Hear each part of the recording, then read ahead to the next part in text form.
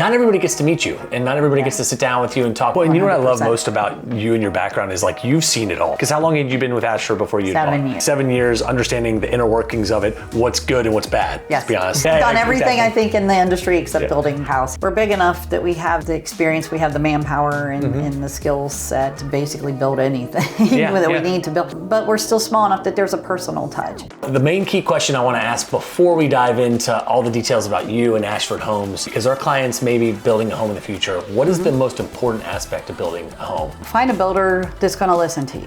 That's going to really get to know, take the time to get to know their clients, get to know what their wants are, what their needs are. I feel like we build relationships with our customers. It's not just, like you said, a transactional, Just moving on. Here's your house, we'll move on.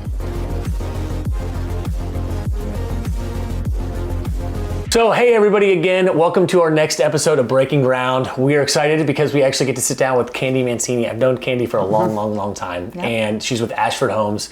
And this is a special one because not everybody gets to meet you, and not everybody gets to sit down with you and talk with you because you have a great team that's behind you, even though I get to work with you almost day in and day out, right? But as I mentioned before we get started, what the main key question I want to ask before we dive into all the details about you and Ashford Homes, because our clients may be building a home in the future, what is the most important aspect of building a home as far as what it takes to build a great custom home? To build it.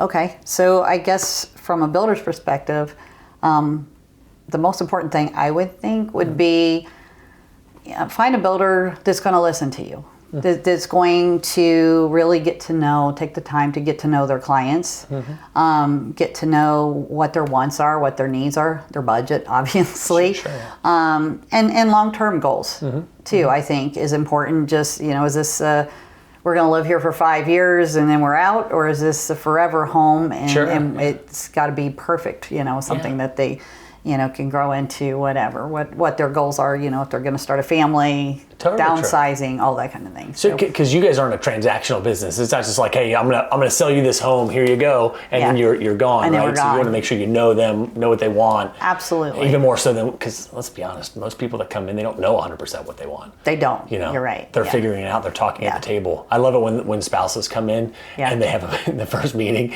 and most people you think are just ready to go.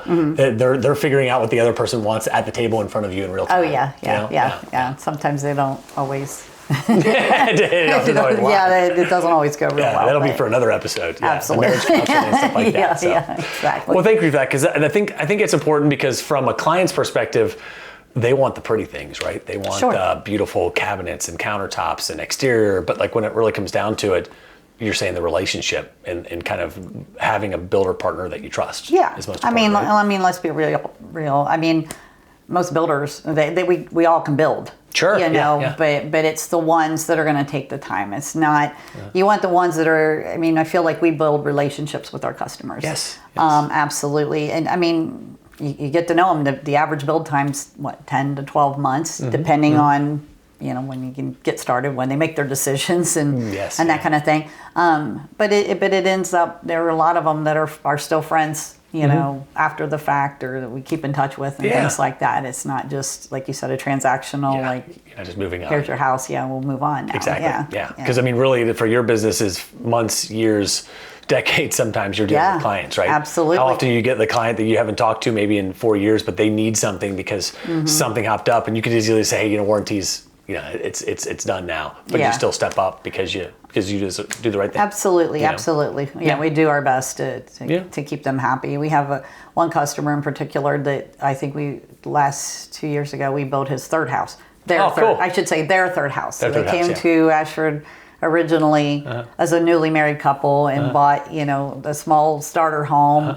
And then they came to see us again when it was time to start their family and things like that. And now the kids are grown, and so Ashford's been around now for 23 years. So it's kind of like we feel like they're almost like part of the family. Like they just kind of moved along with us. Yeah, they've gone through. Well, let's dive in there a little bit, because Ashford has been around for a long time. And unless I always like to say, unless you're looking to build a house, you may not know who the key players in building are, right? Yeah. But you guys have had different eras, and you guys have evolved over time, right? Sure. So tell us about Ashford. Tell us about you and Ashford, whichever one's more important that you want to start with. So Jack Rupp founded Ashford Homes 23 years ago.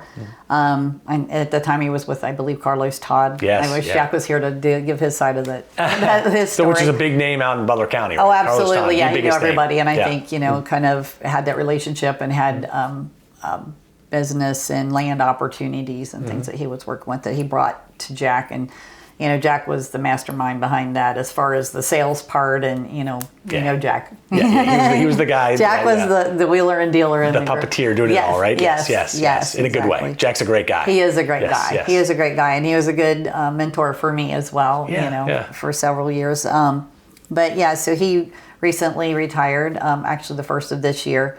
And then, it was at that time he was kind of like deciding, do I sell? Do I, where we go from here? Do we close down shop? Is this the end of Ashford? And so he approached me with that, and I was like, don't close it down. No, this is, so my business partner, Mike Turner, and I have worked together this is our third builder together. Yeah. But so we have known each other for almost 30 years. Wow. And have talked at each and every builder. How you have those days where you're grumbling like, oh, I hate my job, and what are we going to do? Like, what's our plan? We won't name any names. No, not at all. No, I wouldn't do that. I know. But, no. In each one of them, I'm grateful for all those experiences because that's, I learned a little bit of everything at all those different places. So I met wonderful people that, it's a small industry. We all kind of know each other, and it's funny how you're like, oh, bye, I'll never see you again, and there they are. They're right there next to you working hand by hand. Yeah. Case in point, our office manager, Kim, worked with us at one of the big production builders that we all worked together at, and then went on to a semi-custom builder that, and then when I purchased Ashford from Jack and Mike, she came on. We brought her on board too. So Mike, Kim, and I have 30 years together, just together, combined. The gang's back together. The little, got the band back together again. Yeah. So, but anyway, it helps to have people that and you can trust and have like mindset and skill sets and things like that. So but it's a great team. Where the value they provide is. Absolutely. Well, and you know what I love most about you and your background is like you've seen it all. Like with this stuff, like you were at those three builders, but even with just Ashford, because how long had you been with Ashford before you? 7 years. 7 years, yeah. And so obviously 7 years, understanding the inner workings of it, what's good and what's bad. Yes. To be honest, because every company has those issues, right? Sure. And now as the owner, you can kind of look at that stuff and say, okay, I can leverage what I knew and what I didn't like to make some tweaks and changes, and just have your era come into play, right? Sure. You and Mike. Yeah. And Mike's background is more on the production side, right? Whereas you're more operational. Yes. That'd be fair to say, sales, marketing. Yeah. I haven't built a house. I've done everything I think in the industry except building the house. But and what's funny is like tomorrow, if Mike was gone, not that you could do it though, right? Because you've seen it all. You know, but it's just not the role you play. No. Right now. Yes. No. I try to stay in my lane. He'll say otherwise, but I try. Yeah, exactly. Well, you're great. That's what I actually like most about you is like you guys. How many houses do you sell on a yearly basis? Average, because like 30 to 35. 30 to 35 homes. So 30, you're on the larger side of builders in Cincinnati, right? However, I pick up the phone and I have an issue. I call you and you're there like 20 minutes later, like on the phone, or if you don't answer immediately on that kind of stuff, which you're almost always immediate. That's a rarity when it comes to when biggers scale and get bigger. Then a lot of times the ownership isn't as focused on the day to day, and you guys are. Which is nice. But you have this like hybrid model. Tell me if I'm speaking out of turn. No, you're not. It's just I have the privilege of getting to work with you all quite a bit. But you have this hybrid model where you are a little bit larger, so you have the economies of scale that production builders have to some degree. Sure. But then also the flexibility and custom nature of being able to pivot and change to a degree, right? You don't want to go to you don't want to be something you're not at the same time. Is that fair to say? Yeah, absolutely. 100%. You nailed it. Yeah. So like if a client was here today and we were doing a pitch of like why Ashford, like what is your why, or what is like the quintessential client look like to you? Like where you could serve them? Yeah. I think I would pitch Ashford just to let them know, like kind of you touched on it, like we're big enough that we have the experience, we have the manpower and the skill set, to basically build anything that we need to build. But we're still small enough that there's a personal touch. Yes. And you had mentioned before, like a lot of people, like behind the scenes, it's sometimes, for some of our clients, I am probably just a name that they've heard tossed around or saw on paperwork or something. Mm-hmm. We still have that personal touch. It's small, that we all try to have like our hands in it a little bit. Hands in the pot. Yes. Yeah. So by the time they all know this is the person I go to for this. This is a person. So I hope that our customers feel the way you did. Like I can pick up the phone and receive.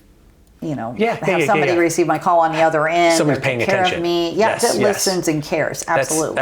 And I think hands down, and again, you've ushered in a new leadership with Ashford, right? Mm-hmm. You guys have done a rebranding. You've done some things. You've changed the way that you want to operate in that kind of front. Again, Jack did I would call Jack a friend, just like I'd call you a friend. Absolutely. Like that. Awesome, great guy.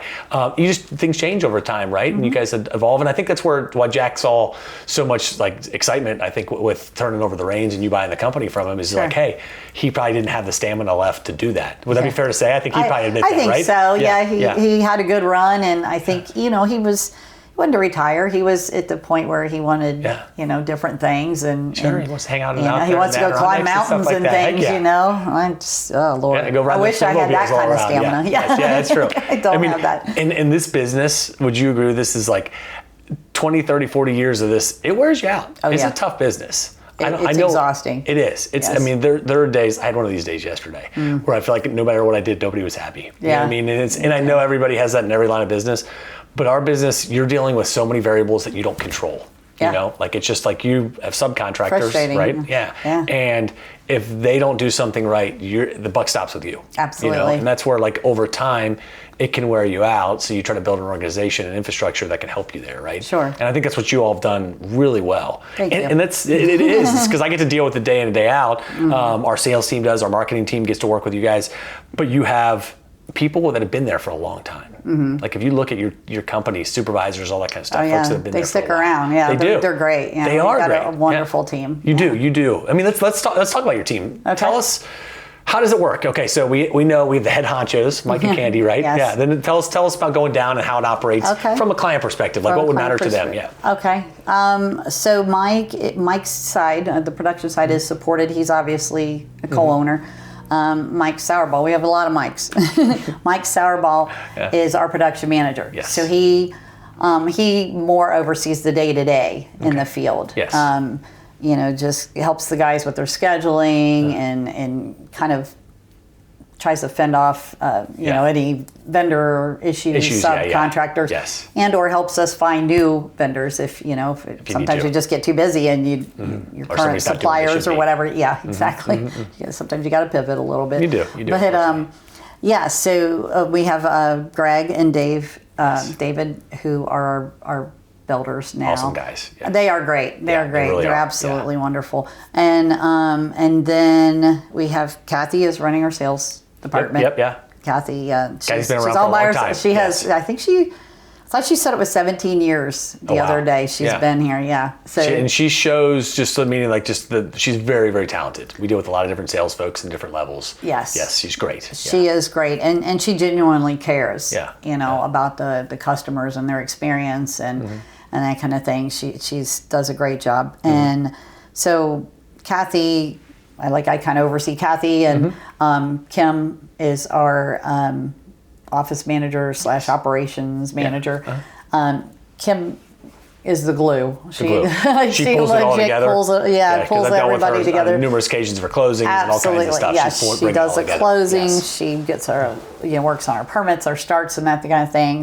Helps with the customers, is coordinating, like you said, closings, and she's just a machine. She gets it done. Yeah. she's the one that I said we work with for a long time. So obviously all the different reason companies and stuff. Well, she's currently working in my old position, so I did that for Jack and Mike. So it was like she honestly is probably one of the few that I think could have she just walked in like she'd owned a place and been there forever, and this much training. It was like, here's kind of where you find everything, and she knew what to do. The best. It was oh my God. Yes. It was a lifesaver, because if I had to have been training and learning what I was learning and still training that as well. someone from scratch, oh God, it would be tough. horrible. Yeah. That's why good people are so great. Absolutely. Right? Like it's so imperative on Yeah, front. yeah. So that is totally, I mean, that's I don't think like an organization is only good as the lowest common denominator, right? Like but everybody in your company is so strong. Like Absolutely. Starball's been around since I first started. Yes. With you guys, he's awesome, and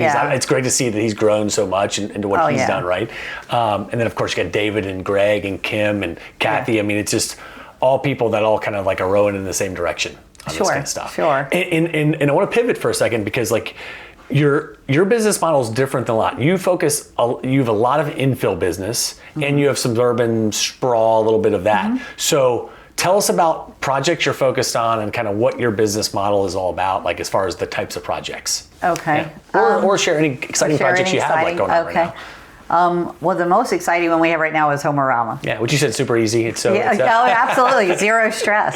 None whatsoever, yeah. She wasn't complaining at all. She walked in about it all. Oh my God, I know. Exactly, right? I was up till 1:30 in the morning, like stressing out. And I have this annoying habit of like, I can't sleep anyway. So I'll like get out my phone and I'm like, sending emails to myself, like, check on this, remember the so it's zero sleep. So I've had bags under my eyes at this meeting. You can call me next time because I might be awake anyways. A good makeup person come like fix everything. Come on, you look great. Come on. No, thank you. But it was so anyway. That's my favorite project right now, and the reason why is Mike and I. It sounds cheesy, but I told you like we had talked about this for so long. I mean, we were actually young then. We were in our 30s then. Nice, and so to feel like, it took us till we were in our 50s to realize our dream and to finally get to, to live that, to see it or whatever.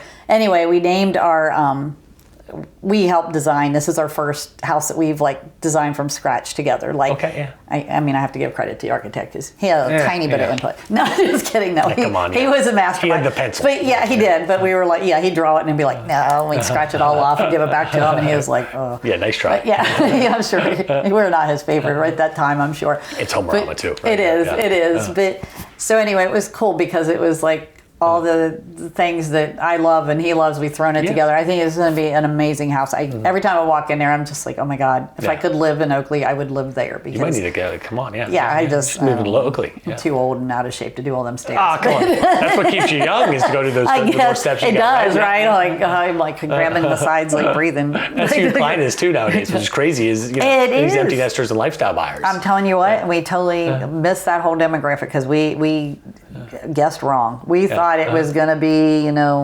30 somethings and we have a couple that are younger that have bought out there, but for the majority are empty nesters that are just like, you know what, I had the whole big 2-story and a big lot and now I want to just walk to a bar and stumble home or whatever. Right. Or just be the bar. Be the bar, exactly. On those rooftop decks. Oh my gosh, they're amazing. It's going to be nice. Yes. But it's really cool. So Well, you guys are hitting a nice price point over there too, which is like a nice, I say entry. It's not entry, but to get the community, $900,000 and up, right? Yes. $800,000, $900,000. Yeah. And so we're talking about Homerama, which is actually, as we sit here today, this will probably be launching right when Homerama is starting. Oh, perfect. So it's just right there, September and October in Oakley, which is going to be Foundry awesome. Park. Yeah. So make sure you stop on by. It'll be good. What else you got going on? So like you guys have a couple new well, you guys are spread out nicely. Yes. In all the areas people want to be. Yes. Well, we're trying. We're doing really hard. It's hard to find places nowadays. It is. It is. So we're trying to focus a little more on communities and the small community is more our niche. We have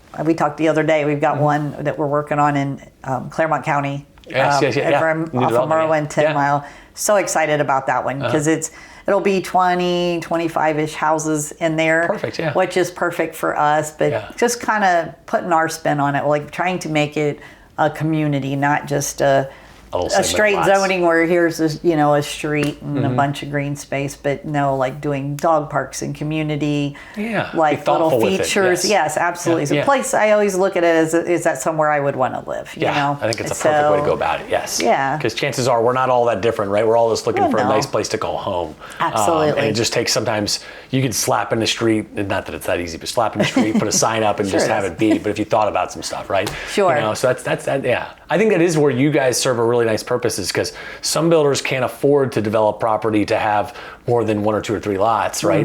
Whereas your sweet spot isn't a 100 lot community either. I mean, you could be in there with another builder or two if you wanted to, right? Yeah. Somebody develop more, right? Yes, exactly. Come on, guys, help me out. I know. That's the challenge. That's another. We'll get into that for another episode as well. Exactly. But to be in those like anywhere from 5 to 25, 30 lot developments, right? Yes. Where there's more opportunities, so you can build some floor plans, tweak some things, make them custom enough for people, but continue to keep the engine running. Exactly. That makes it yes, absolutely. Yeah. Well, you guys have the cool project over in Marymount. Is it Miami Run? Yes. Miami Run. Miami Run. That's really neat over there. Yep. Obviously, you still do. It's a nice one right over there, overlooking the river. Yes, it's gorgeous. Super cool site. Yeah. You guys do infill, some tear downs. Yes. Lots of tear downs and that kind of stuff. We've been lucky enough to work with you. I was just going to say, when you find really cool lots for us. She's basically saying, get better at my job. I need some more lots, Mike. Exactly. Come on. What are you doing? Let's go get my dad. It's all his fault. He's so great. It's always his fault. He's out there probably stalking some property. He probably is. Well, he's good at it, though. He is. He loves it. There's nobody better. He's unfortunate to get to grow. And that's the best part about Ashford, right? Is like you got to grow up. Nice to grow up. This is the wrong word, but like learn and grow underneath other people. That's what I've done in my business, and I feel like that kind of mentorship and that level of experience just helps, because you kind of know from the ground up what needs to happen. Oh yeah, it's invaluable. Yeah, it is. I always think of like Frito-Lay, like I was talking about this the other day, is like how they make you, I think of Frito-Lay, I'm pretty sure a friend of mine worked there, where you have to actually serve in a bunch of different positions before you can go into the executive levels and go into more corporate. That makes sense. I think it's nice because you get perspective and you understand what people are all about. Well, and I think you appreciate that. I was thinking about that on the way over here, because I was like, oh gosh, if you ask about like where you started or whatever, and I was a journalism major in college. Oh, not yet. And I needed a job because family stuff. But anyway, my dad had a stroke, so mom's kind of like, you're on your own. You know, so I'm like, crap, I got to pay for college now. So when I had to get a job, got him. God forbid. But anyway, so I went to work for one of the production builders, and I was a receptionist. Oh, nice. See, right? Yeah. Yes. Yeah. So I legit started there, and after like a couple years, like this is kind of cool. Like I don't hate this industry anymore. Like I hated life the first couple of months I was there, just because of course, everybody, you know. Yeah, it's all about who you're around. And what you're doing sometimes. Yeah, well, I didn't know anything about it. I'm like, oh my God, they're talking about production schedules and you know, building this, and I'm like, oh, I don't know what that means. Yeah. Now you're that person. Yeah, now I'm that person. Yeah. So it's kind of cool, but I kind of just worked my way up there. But but you have a healthy appreciation. We were talking about before with our team.